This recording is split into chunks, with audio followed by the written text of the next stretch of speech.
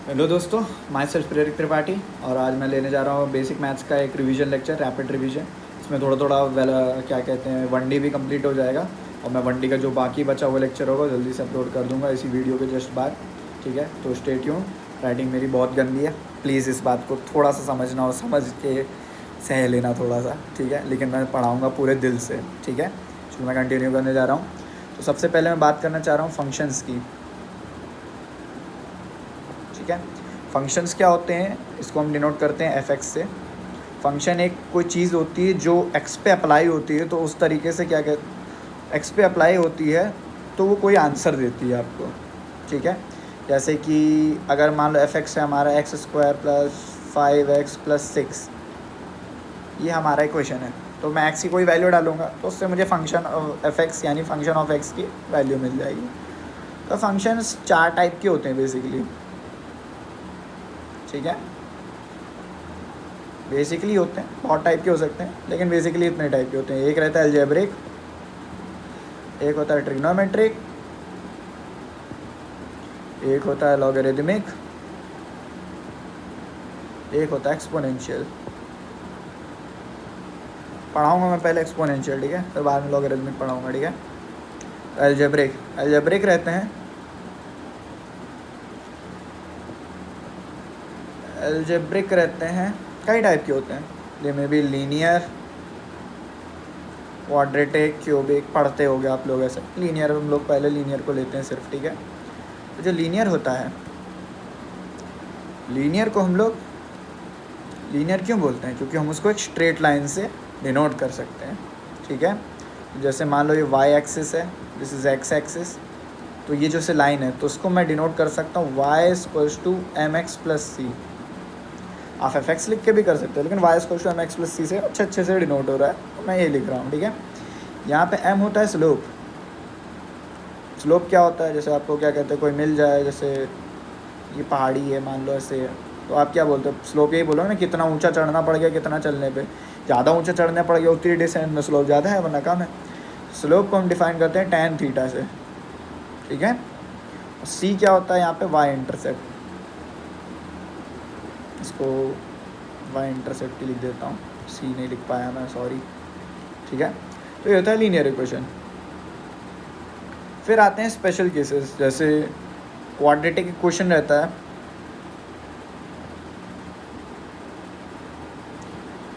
ये पैराबोला का एक फॉर्म होता है। आप कितने भी क्वाड्रेटिक इक्वेशन देख लो, सबके सब पैराबोला होते हैं। पैराबोला बेसिक में पढ़ाता हूँ पहले, उसके बाद मैं बताऊँगा क्वाड्रेटिक इक्वेशन कैसे पैराबोला होते हैं। तो पैराबोला की नॉर्मल क्या रहती है, Y equals to 4ax square, ये रहती है कुछ मैथ्स में, या फिर हम लोग सीधे जनरल लिखते हैं y proportional to x square. दूसरे टाइप का पैराबोला हो सकता है x is proportional to y square, ठीक है। आओ चलो दोनों के ग्राफ बनाते हैं फटाफट। मैंने डिविजन्स बना दिए हैं, ठीक है। तो अब ग्राफ कैसा होना चाहिए दोनों का, ठीक है। तो x की मैं कुछ भी वैल्यू डालूँ, आंसर मेरा पॉजिटिव होना चाहिए। मतलब ये बात तो है, मेरा ग्राफ ऊपर ही ऊपर रहना है, ठीक है, निगेटिव में या पॉजिटिव में। अब वो डिपेंड करता है कहाँ पे। जैसे मान लो इधर कुछ भी नहीं होगा, तो यहाँ ओरिजिन से पास हो रहा होगा ये वाला ग्राफ मेरा, y is proportional to x square. मैं x की वैल्यू 1 डालूंगा तो 1 मिलता है, 2 डालूंगा तो 4 मिलता है, और बढ़ाता हूँ और मिलता है। ये ग्राफ ऐसे होगा, ठीक है, y is proportional to x square. अगर यही मैं question x is proportional to y square करूँगा तो एक्स हमेशा पॉजिटिव मिलना चाहिए, चाहे वाई की वैल्यू मेरी कुछ भी हो। तो यहाँ पे क्या हो जाएगा, ग्राफ के साथ वही सेम चीज़ होगी, और यहाँ पे ये ग्राफ ऐसे हो जाएगा, ठीक है। ये एक्स की पॉजिटिव हो रही है तो हम लोग ये बोलेंगे कॉनकेव अपवर्ड्स बोलेंगे इस वाले ग्राफ को, इस वाले को बोलेंगे कॉनकेव राइटवर्ड्स बोलेंगे। जब नेगेटिव हो जाएगा तो ये ग्राफ पलट जाएंगे सर सीधे सीधे। तो पैराबोला की मैं बस बेसिक डेफिनेशन बता देता हूँ एक और चीज़, क्योंकि मे बी आपके काम आए कभी। तो पैराबोला होता है कि एक पॉइंट और एक लाइन से सारे पॉइंट्स इक्वी डिस्टेंस होने चाहिए, ठीक है। तो ये ऐसे आ जाता है ग्राफ, ठीक है। This is the parabola. तो मैंने बोला था कि सारी क्वाड्रेटिक इक्वेशन पैराबोला होती हैं, बट मैं ये आपको बना के अच्छे से डायग्राम बाद में दिखाऊंगा, क्योंकि हम लोग थोड़ा और टॉपिक्स जान लेंगे तो हम लोग के लिए बेटर रहेगा वो हमारे लिए। तो अगला हम लोग जानने का कोशिश करते हैं, एक डायग्राम आता है सर्कल। सर्कल की भी एक इक्वेशन होती है, ठीक है।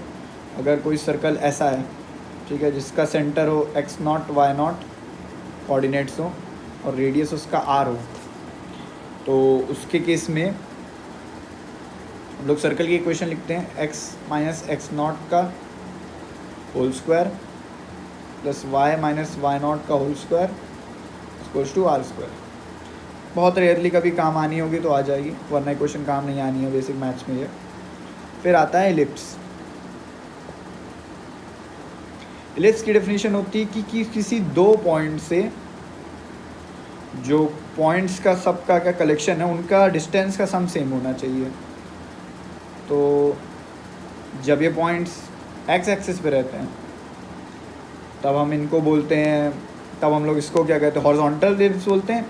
और जब ये पॉइंट्स जैसे मान लो वर्टिकल एक्सिस पे होते हैं, ये वर्टिकल एक्सिस पे ये पॉइंट्स हैं, तो ये वर्टिकल एलिप्स होता है। थोड़े से डायग्राम इधर उधर हैं, समझ जाने वाली बात समझ जाना तुम लोग।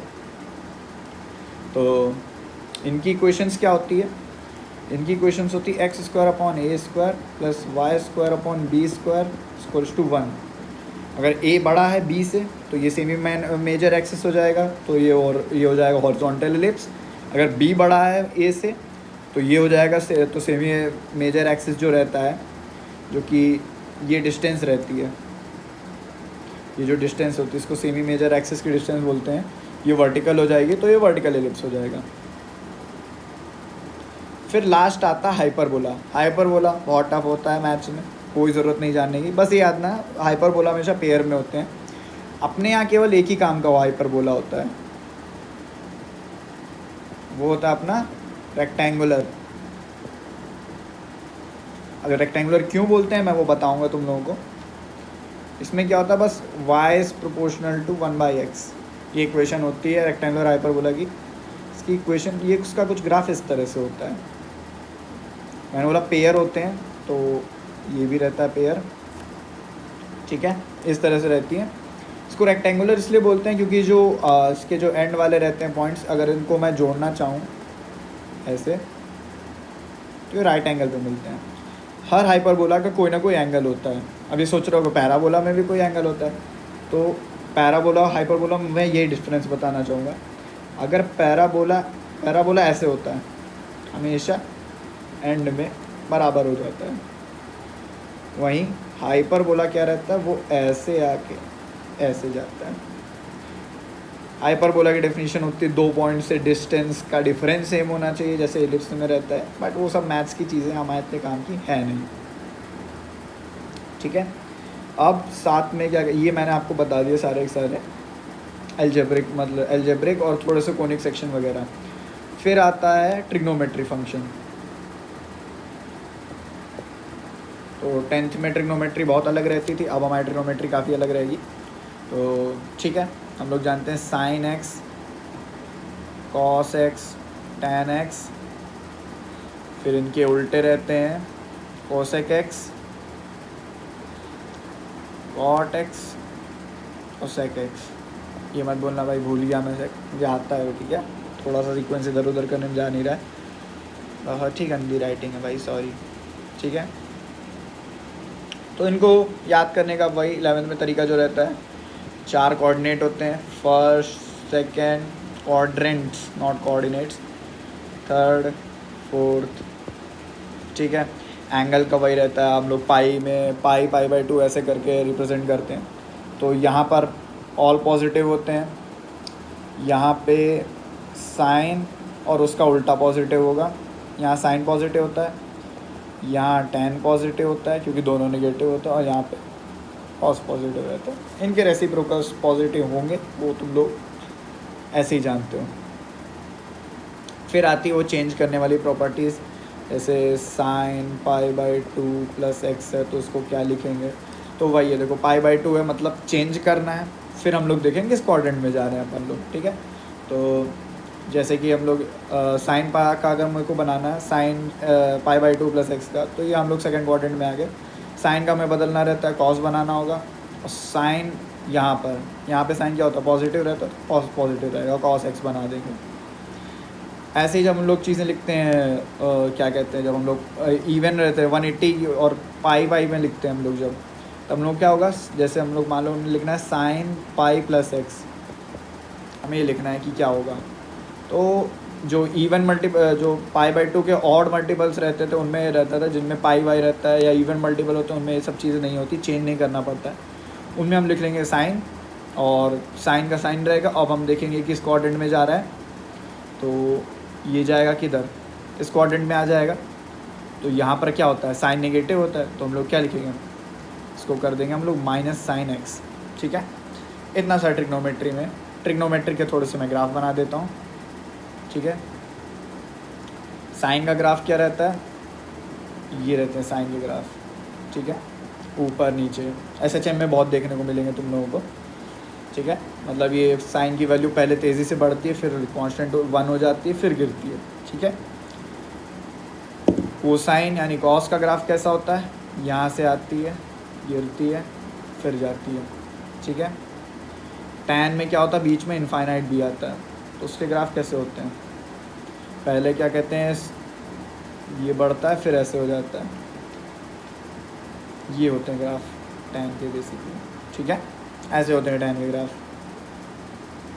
ठीक, रफली बनाया मैंने, बहुत अच्छे से नहीं बनाया, बस बना दिए, देख लेना तुम लोग। ठीक है, अब हम लोग पढ़ने जा रहे हैं एक्सपोनेंशियल, जो मैंने फंक्शंस बताया था ना एक्सपोनेंशियल वाले। तो एक्सपोनेंशियल क्या होता है, नॉर्मली बेसिकली मैं बोल सकता हूँ दिस इज़ जस्ट ए की पावर एक्स, बट हमारे मैथ्स में जितना भी हमारे यहाँ पे काम आएगा उसमें होता है ई की पावर एक्स। ई की वैल्यू क्या होती है मैं तुम लोगों को अभी सॉल्व करके थोड़ा सा बताऊँगा तुम लोगों को। बाकी ये देखा गया इंटीग्रेशन में, बेसिकली ये कहीं से पैदा होके आ रहा था। ई को बोलते हैं base of natural log. Natural log है तो नेचर में बना है। ठीक है, मैं नेचर की मैथमेटिक्स में ये पाया गया है। तो इसके ग्राफ बनाते हैं ई की पावर एक्स का। तो मैं ई की पावर कुछ ई की वैल्यू कुछ 2.7 होती है, 2.7 कुछ आगे चलती रहती है। ठीक है, तो इसका हम लोग जब ग्राफ बनाते हैं एक्स की वैल्यू में 0 रखूँगा तो ये बन जाएगा। ठीक है, और इसको मैं जब मैं निगेटिव में करूँगा तो ये चीज़ फैक्टर में चली जाती है। गंदा कर दिया ग्राफ, लेकिन समझ जाओ तुम लोग, और जैसे जैसे बढ़ाऊँगा ये बढ़ती चली जाएगी। तो ये होती है ई की पावर एक्स का ग्राफ होता है। अगर माइनस ई की पावर एक्स होगा तो यही ग्राफ एक्स एक्सिस से मिरर इमेज हो जाएगा। अगर हम ग्राफ मुझे ई की पावर माइनस एक्स, तो इन्वर्स फंक्शन है, समझ नहीं आएगा इन्वर्स फंक्शन क्या है, लेकिन अगर तुम ग्राफ बनाने बैठोगे मतलब वैल्यूज़ डाल के देखोगे तो समझ में आएगा ये कुछ नहीं है, ये ई की पावर माइनस एक्स का ग्राफ हो जाएगा, क्योंकि बस उसके एक्स एक्सिस पे उसका मिरर इमेज बन गया। ठीक है, ये होता है लॉग। फिर आता है लॉगरिथमिक फंक्शन। लॉग क्या रहता है, अगर ए की पावर एक्स होती है तो मैं लॉग बेस ए ऑफ ए की पावर एक्स लिखूँगा तो मुझे आंसर मिलेगा एक्स। मतलब लॉग फंक्शन उस बेस पे अप्लाई करने पे हमको उसकी पावर की वैल्यू बताता है। ठीक है, तो एक होता है हमारा नॉर्मल लॉग होता है, तो केमिस्ट्री में हम लोग यूज़ करें लॉग बेस 10। ठीक है, जैसे 10 का स्क्वायर होगा तो उसकी वैल्यू 2 बता देगा, ऐसा रहता है ये वाला। दूसरा आता है लॉग हमारा नेचुरल लॉग, लॉग बेस ई। ठीक है, या फिर इसको हम लोग डिनोट कर सकते हैं ln से, लॉग बेस ई एक्स या फिर ln एक्स। ठीक है, this is not ln, this is ln। ठीक है, मैं आकाशीय हूँ इसलिए मैं ये बात बोलता हूँ हमेशा। ठीक है, तो इस बेस पे जब चलता है तो उसको ln x बोलते हैं। ठीक है, और एक सिंपल सा होता है कि ln x equals to 2.303 ln x होता है लॉग बेस 10x। ये e और 10 की वैल्यू को रिप्लेस करने के लिए यूज़ होता है। हम लोग लॉग को बेसिस चेंज कर सकते हैं। पूरी लॉग मैं नहीं पढ़ा पाऊँगा आपको, यहाँ पे बहुत टाइम लगेगा, थोड़ा सा पढ़ा सकता हूँ मैं इक्विलिब्रियम में जब पढ़ाऊँगा। ठीक है, तो बेसिकली ऐसे चलता है सब।